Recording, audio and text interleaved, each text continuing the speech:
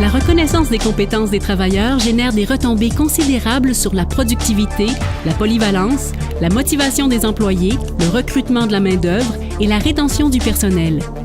C'est souvent un tremplin pour l'évaluation des besoins de formation et l'organisation d'activités de perfectionnement.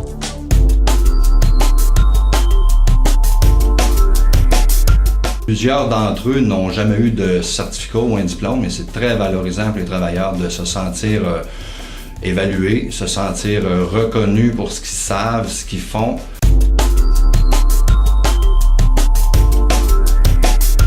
Il est clairement défini qu'une entreprise qui est ouverte à reconnaître les compétences de ses travailleurs donne une valeur à l'expérience de ces travailleurs-là. Donc, tous les travailleurs qui ont été reconnus jusqu'à maintenant ont obtenu un certificat ou une attestation de compétences de la part d'Emploi Québec.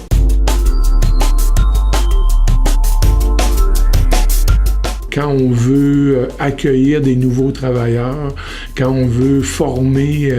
une relève,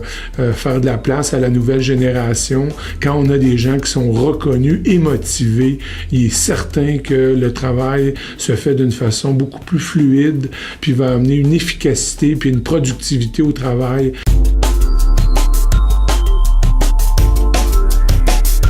La reconnaissance des compétences des travailleurs est sûrement un des premiers pas à faire, dans le sens où, quand j'ai un tableau de compétences et polyvalence, je suis en mesure de dire qui possède les compétences sur chaque poste de travail, et quand je les ai reconnus, ces travailleurs-là sont mieux disposés à transférer leurs compétences. Donc, j'ai déjà amorcé, par l'expérience que j'ai reconnue, la démarche de formation, la démarche de structurer les éléments de formation, des contenus de formation.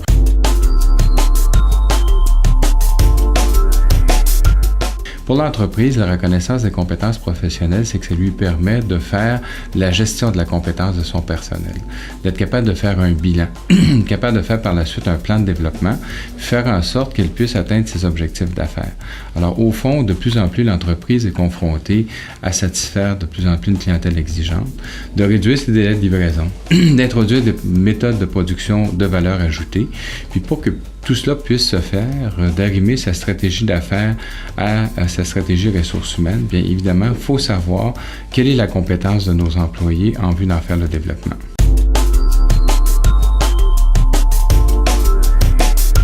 C'est sûr qu'on reconnaît les compétences de ces gens-là, mais s'il en manque 2 ou 3, cette personne-là peut aller chercher les compétences manquantes dans un autre département.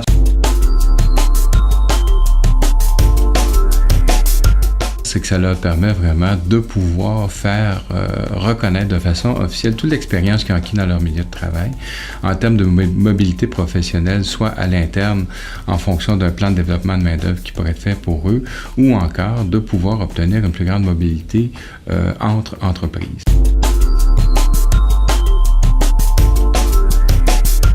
On peut même dire que le processus de reconnaissance de compétences des travailleurs sans emploi pour des entreprises qui sont à la recherche de main-d'œuvre qualifiée, c'est un processus de sélection ou de présélection qui va permettre aux entreprises de vraiment voir, de constater que les gens ont l'expérience requise pour occuper les postes disponibles en entreprise.